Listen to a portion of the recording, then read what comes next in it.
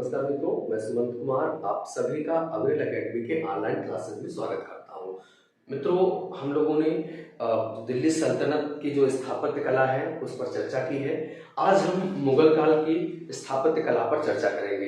तो आइए इस श्रृंखला को आगे बढ़ाते हैं। तो आज हम चर्चा करेंगे मुगल कालीन स्थापत्य कला। मुगल वास्तुकला का जो विकास क्रम है कुछ इस प्रकार से है कि मुगल जो स्थापत्य कला की नींव बाबर के समय में रखी गई थी, ठीक है, बाबर के समय में रखी गई थी, जिसका विकास कहाँ होता है, शुरुआत होती है बाबर के समय में, विकास आपको देखने को मिलेगा अकबर के समय में, जबकि चरम पर कहाँ थी जो स्थापत्य कला या वास्तुकला थी मुगल कालीन, वो चरम पर कहाँ थी, शाहजहां के शासनकाल में, और इसका पतन औरंगजेब के समय में होता है। तो जो मुगल चित्रकला है इससे ये पता चलता है कि शुरुआत बाबर के समय में हुई। स्थापत्य कला की शुरुआत जो होती है वो बाबर के समय में होती है और इसका विकास अकबर के समय में होता है, जबकि इसका जो चरम पर थी स्थापत्य कला वो शाहजहां के समय में थी। और पूछा जाए कि स्थापत्य कला का पतन शुरू हुआ तो औरंगजेब के समय में शुरू हुआ था। तो बीच में जहांगीर कहाँ गया, बात आती है तो जहांगीर को स्थापत्य कला का विश्राम काल कह दिया गया। क्या कह दिया गया? स्थापत्य कला का विश्राम काल कह दिया गया। तो स्थापत्य का विश्राम काल जहांगीर के काल को कहा जाता है, क्योंकि बहुत ज्यादा वहां स्थापत्य का विकास नहीं हुआ, इसलिए वहां पर विश्राम काल। क्योंकि जहांगीर ने स्थापत्य कला के बजाय जहांगीर ने ज्यादा दिलचस्पी चित्रकला में ली।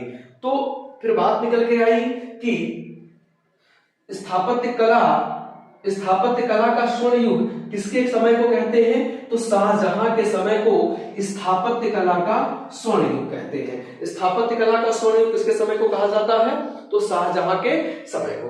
तो आइए शुरुआत करते हैं। यहाँ पर जो भी चीजें हम देखते हैं कि किस समय किस शासन काल में कौन कौन सी स्थापत्य कला का निर्माण हुआ, कौन कौन सी इमारतें बनाई गई। तो आइए क्रमवार एक एक को देखते हैं। बाबर, तो बाबर के शासनकाल में पानीपत में एक काबुली बाग मस्जिद बनाई गई। ये काबुली बाग मस्जिद कहाँ है, पानीपत में, ठीक है। इसके बाद इसका जो सेनापति था मीर बाकी, उसने अयोध्या में एक बाबरी मस्जिद का निर्माण कराया था, जो कि बहुत समय तक, एक लंबे समय तक विवादित ढांचा रहा है। ये वहीं पर ये बाबरी मस्जिद बनाई गई। आगरा का रामबाग का निर्माण किसने कराया, तो आगरा का आरामबाग का निर्माण ज्यामिति विधि द्वारा बाबर ने कराया। बाबर बाग का शौकीन बादशाह था, उसने आगरा में एक रामबाग का निर्माण कराया। लेकिन इसी रामबाग में सबसे पहले बाबर की मृत्यु के बाद बाबर को दफन किया गया था यहाँ पर, लेकिन बाद में बाबर को दफन किया गया, ले जाकर कहां पर ले जाया गया, काबुल में। और इसलिए बाबर का मकबरा कहां पर है, वो अफगानिस्तान के काबुल में बाबर का मकबरा है। बात करते हैं हुमायूं काल में। हुमायूं काल में जो एक स्थापत्य जो बहुत ज्यादा प्रसिद्ध है, दीन पनाह का भवन दिल्ली में हुमायूं ने करवाया था। तो दीन पनाह भवन की स्थापना किसने की थी, हुमायूं ने की थी। बात करते हैं अकबर के काल में। तो अकबर के काल में हुमायूं के मकबरा का निर्माण होता है, जो यूनेस्को के हेरिटेज साइट के अनुसार यह 1770 में निर्मित है, जबकि भारतीय आर्कोलॉजिकल जो विभाग है उसके हिसाब से ये सन है 1569।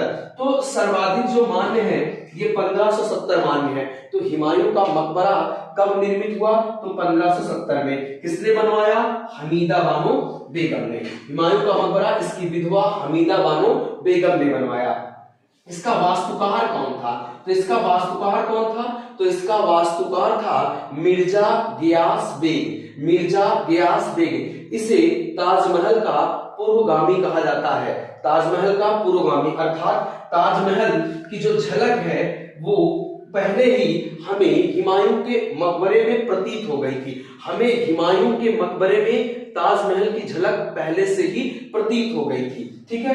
तो इसलिए ताजमहल का पुरोगामी किसे कहा जाता है, तो ताजमहल का पुरोगामी कहा जाता है हुमायूं के मकबरे को। तो और भी देखते हैं, अकबर के समय में आगरा का किला बना, तो आगरा के किले का निर्माण हुआ। हम सभी को पता है कि आगरा की स्थापना 1500 1504 ईस्वी में सिकंदर लोदी के द्वारा की जाती है। आगरा की स्थापना 1504 ईस्वी में सिकंदर लोदी के द्वारा की गई और सिकंदर लोदी ने 1506 ईस्वी में आगरा को अपनी राजधानी बनाई। तो लेकिन आगरा का किला का निर्माण किसने कराया? अकबर ने कराया। इलाहाबाद का किला किसने बनवाया? अकबर ने बनवाया। फतेहपुर सीकरी में बहुत सारी इमारतें निर्मित हैं। उन प्रसिद्ध इमारतों में से जो पेपर में आती हैं, मैंने यहाँ पर उन इमारतों को उल्लेख किया है। ठीक है, बुलंद दरवाजा। अकबर जब गुजरात को विजिट करके आता है तो उस गुजरात विजिट अभियान, गुजरात विजय के जो उपलक्ष्य में उसने एक बुलंद दरवाजा का निर्माण कराया जिसका वास्तुकार बाहुद्दीन था। बुलंद दरवाजा आगरा के फतेहपुर सीकरी में है और बाहुद्दीन इसका वास्तुकार था। तो बुलंद दरवाजा का वास्तुकार कौन था? बाहुद्दीन। अकबर ने गुजरात अभियान के दौरान या गुजरात विजय के बाद अकबर ने कौन सा दरवाजा बनवाया? बुलंद दरवाजा बनवाया। बीरबल का महल, बीरबल के महल की बात की जाए तो ये भी आपका फतेहपुर सीकरी में है। मरियम का महल, मरियम का महल भी आपका आगरा के फतेहपुर सीकरी में है। जोधाबाई का महल ये भी फतेहपुर सीकरी में है। ठीक है, पंचमहल इबादत खाना, अकबर ने इबादत खाने का निर्माण 1575 ईस्वी में किया था। इबादत खाने में सभी धर्मों को आकर अपने विचार आदान प्रदान करने की एक ये सभा होती थी। अकबर ने इसे उद्देश्य से इबादत खाना अर्थात ईश्वर का प्रार्थना घर, ठीक है, ईश्वर का पूजा घर कहा जा सकता है। इबादत खाना में सभी धर्मों को आने की पूरी अनुमति थी। अकबर ने इबादत खाने का निर्माण 1575 ईस्वी में कराया था। पूछे पंचमहल कहाँ है? तो पंचमहल भी आपका फतेहपुर सीकरी में। कौन सा महल? पंचमहल। पंचमहल कहाँ है? फतेहपुर सीकरी में पंचमहल है। पंचमहल कहाँ है? फतेहपुर सीकरी में। तो ये जो कुछ महत्वपूर्ण स्थापित था अकबर के समय में, जो कुछ इमारतें बनी उनके बारे में हमने उल्लेख किया। आगे बात करते हैं जहांगीर के काल। जहांगीर के काल में अकबर का मकबरा बना। अकबर का मकबरा कहाँ है? आगरा के सिकंदरा में। ये फतेहपुर सीकरी में नहीं है, आगरा के सिकंदरा में है। दूसरा जो सबसे महत्वपूर्ण है वो है इत्मादुद्दौला का मकबरा। इत्मादुद्दौला का मकबरा, इत्मादुद्दौला का मकबरा। जो इत्मादुद्दौला का मकबरा ये बनवाया था नूरजहां ने। एक्चुअली वास्तव में शासक जहांगीर था और ये नूरजहां के कौन है? पिता है। कौन है?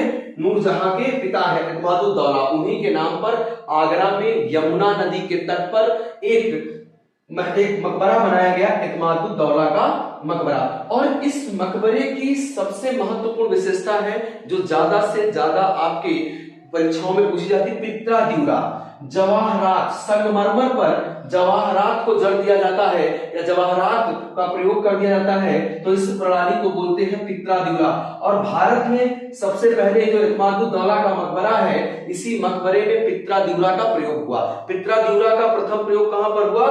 तो इत्मादुद्दौला के मकबरे पर। लेकिन पित्रादिउरा का अधिकाधिक ज्यादा से ज्यादा प्रयोग शाहजहां के शासनकाल में हुआ। शुरुआत तो जहांगीर के शासनकाल में हुई, लेकिन पित्रादिउरा का अधिक से अधिक प्रयोग कहां पर हुआ है? शाहजहां के शासनकाल में। तो इत्मादुद्दौला का मकबरा किस नदी के तट पर है? यमुना। जैसे ज्यादातर सभी लोगों को पता है कि ताजमहल किस नदी के तट पर है? यमुना नदी के तट पर है। वैसे ही आपको इत्मादुद्दौला के मकबरा की भी जानकारी होनी चाहिए। ये भी कहां पर है? ये भी यमुना नदी के तट पर है। शालीमार बाग ये बहुत महत्वपूर्ण है, बार बार देखने को मिलेगा आपको पेपर में। शालीमार बाग जहांगीर ने जम्मू कश्मीर में कराया था। शालीमार बाग जम्मू कश्मीर में किसने कराया था? तो शालीमार बाग का निर्माण जहांगीर ने कहां कराया था? तो शालीमार बाग का निर्माण जहांगीर ने जम्मू कश्मीर में कराया था। और जहांगीर के शासनकाल में लाहौर में, कहां पर? लाहौर में 3 जो प्रमुख इमारतें निर्मित है। एक है जहांगीर का मकबरा, कहां पर है? लाहौर में। दिलकुशा बाग, दिलकुशा, ध्यान रखिए, दिलकुशा बाग, दिलकुशा बाग कहां पर है? तो दिलकुशा बाग आपका कहां पर है? तो दिलकुशा बाग भी आपका लाहौर में है। अनारकली का मकबरा, अनारकली का मकबरा भी कहां पर है? तो मित्रों अनारकली का मकबरा भी लाहौर में। अब बात करें अगर कि वो कितने ऐसे मुगल बादशाह हैं जिनका मकबरा भारत के बाहर है, तो ऐसे कितने मुगल बादशाह हैं? कुल ऐसे 3 मुगल बादशाह हैं। पहला मुगल बादशाह बाबर जिसका मकबरा काबुल में, दूसरा जहांगीर जिसका मकबरा लाहौर में, तीसरा बहादुर शाह जफर, जिसका मकबरा रंगून में। तो ये 3 वो मुगल बादशाह हैं जिनका मकबरा भारत के बाहर है। फिर से सुन लीजिए, पहला बादशाह बाबर, बाबर का मकबरा काबुल में। दूसरा जहांगीर, जिसका मकबरा कहाँ स्थित है? तो जहांगीर का मकबरा कहाँ स्थित है? तो जहांगीर का मकबरा स्थित है लाहौर में। और तीसरा है बहादुर शाह जफर, जिसका मकबरा कहाँ स्थित है? तो रंगून में। तो ये 3 मुगल बादशाह हैं। तो उसी में जहांगीर का मकबरा कहाँ पर है? भारत के बाहर है, लाहौर में।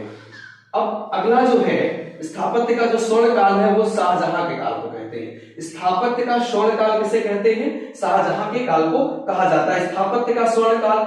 और पित्राद्यूरा का हमने आपको जिक्र किया अभी कि पित्राद्यूरा का प्रथम प्रयोग तो इत्मादुद्दौला के मकबरे में होता है, लेकिन पित्राद्यूरा का सर्वाधिक प्रयोग कहां देखने को मिलेगा?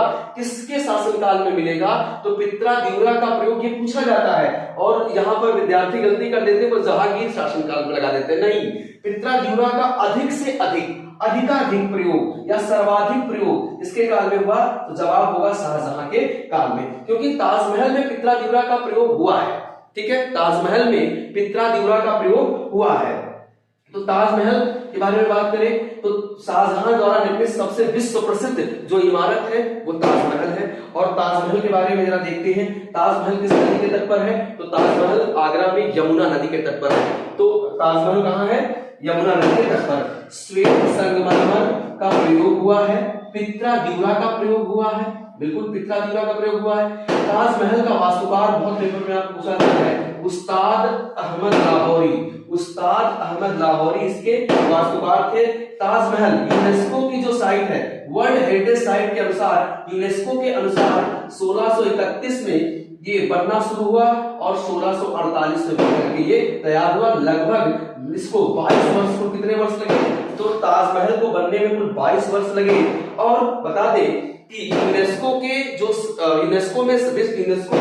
विश्व धरोहर में शामिल होने वाली जो भारत की पहली जो साइट है, पहली जो इमारत है या स्मारक है, वो है ताजमहल। ताजमहल विश्व विरासत की सूची में कब शामिल हुआ था?